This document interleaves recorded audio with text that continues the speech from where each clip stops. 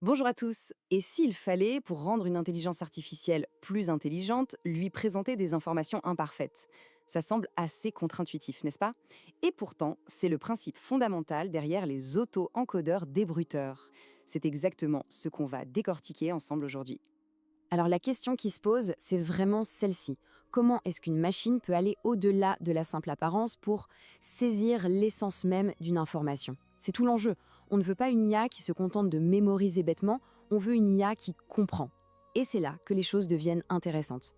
Pour bien saisir la génialité de l'idée, il faut d'abord revenir un peu en arrière, au problème de départ. Et ce problème, il est lié à un outil qui est à la fois très malin mais aussi assez limité, l'auto-encodeur classique. Ok, alors comment ça marche un auto-encodeur standard? C'est assez simple en théorie. On lui donne une image. La première partie, l'encodeur va la compresser, un peu comme si on créait un résumé très dense de cette image. On obtient ce qu'on appelle une représentation compressée. Ensuite, la deuxième partie, le décodeur, prend ce résumé et essaye de reconstituer l'image originale. Le but du jeu, que l'image de sortie soit une copie parfaite au pixel près de l'image d'entrée. Oui, mais c'est là qu'est le piège. Le vrai risque, c'est que le modèle devienne une sorte de photocopieuse glorifiée, mais complètement inutile. S'il est trop performant, il peut trouver un raccourci, une astuce paresseuse. Il apprend juste à copier-coller l'entrée vers la sortie sans jamais vraiment comprendre ce qu'il y a dans l'image. Au final, il n'apprend rien de profond sur la structure des données. Il copie, c'est tout. L'analogie de l'étudiant est parfaite pour ça. Imaginez un élève qui bachote en apprenant par cœur les réponses d'un vieil examen. Le jour J, s'il tombe exactement sur les mêmes questions, il aura 20 sur 20, bravo. Mais donnez-lui une question un tout petit peu différente et c'est la catastrophe. Il n'a rien compris au concept. L'auto-encodeur simple, c'est cet élève. Ce qu'on cherche à créer, c'est l'autre type d'élève, celui qui a compris les principes fondamentaux et qui peut résoudre n'importe quel problème, même un qui n'a jamais vu. Alors, comment on fait pour forcer notre modèle à vraiment comprendre? Eh bien, c'est là qu'arrive une idée géniale et totalement contre-intuitive. Une idée qui va vraiment changer les règles du jeu en apprentissage non supervisé. L'idée du débruitage. Et cette idée, elle n'est pas tombée du ciel. Elle a été formalisée en 2008 dans un article qui a fait grand bruit, publié par une équipe de chercheurs de Montréal, dont des grands noms comme Pascal Vincent et Yoshua Benjo. C'est eux qui ont vraiment posé les bases de cette nouvelle façon de penser. Alors, c'est quoi cette idée révolutionnaire? Elle est presque d'une simplicité déconcertante.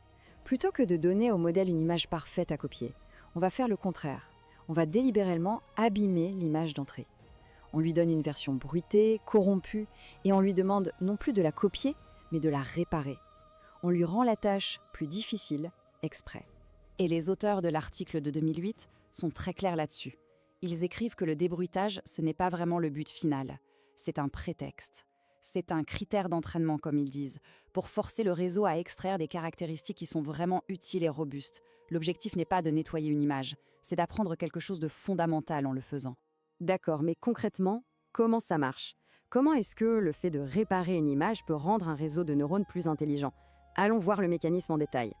Bon, le processus est un peu différent. Étape 1, on prend une image parfaitement nette. Étape 2, on la salit volontairement. On peut y ajouter du bruit, un peu comme de la neige sur un vieil écran de télé, ou on peut carrément effacer des petits bouts de l'image. Étape 3, on donne cette image abîmée à notre auto-encodeur. Et c'est là, à l'étape 4, que tout se joue. On ne lui demande pas de recréer l'image abîmée qu'il a reçue. Non, on l'entraîne à deviner et à reconstruire l'image originale, celle qui était toute propre. Et voilà, on arrive à la définition d'un auto-encodeur débruiteur ou DA en anglais. C'est un réseau de neurones qui est entraîné précisément pour ça, reconstruire un signal propre à partir d'une version corrompue. Et là, il ne peut plus tricher. Il ne peut plus se contenter d'être une photocopieuse paresseuse. Pour réussir à enlever le bruit, il est obligé de comprendre la structure profonde des données. Il doit apprendre ce qui fait qu'un set est un set, même s'il manque des pixels. Et quand on regarde les résultats, c'est assez bluffant. Regardez, à gauche, on a les chiffres d'entrée, complètement bruités, à peine lisibles parfois. Et à droite, ce que le modèle a réussi à reconstruire. C'est propre, c'est net, c'est cohérent. C'est la preuve visuelle que le réseau n'a pas juste nettoyé l'image. Il a véritablement compris à quoi ressemble un chiffre pour être capable de le recréer de manière aussi juste. Ok, c'est super pour nettoyer des chiffres, mais et alors? Eh bien, c'est là que ça devient vraiment passionnant. Parce que cette idée de 2008, elle a eu un héritage absolument immense. On va voir que ce concept est en fait à la base de certaines des intelligences artificielles les plus spectaculaires qu'on utilise tous les jours. Parce que, en réalité, l'image toute propre qu'on obtient à la fin, ce n'est même pas ça le plus important. Le vrai trésor, c'est ce que le modèle a appris pendant le processus.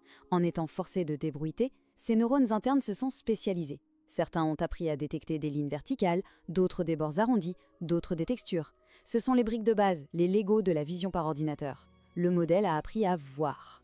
Si on fait un petit avant-après, on voit bien le chemin parcouru. En 2008, quand l'idée est née, le but c'était surtout d'extraire de bonnes caractéristiques pour, par exemple, mieux classifier des images. C'était déjà énorme, hein. Mais aujourd'hui, ce même principe est au cœur, mais alors vraiment au cœur, de l'IA générative qui fait tant parler d'elle. Prenons deux exemples que tout le monde connaît, au moins de nom.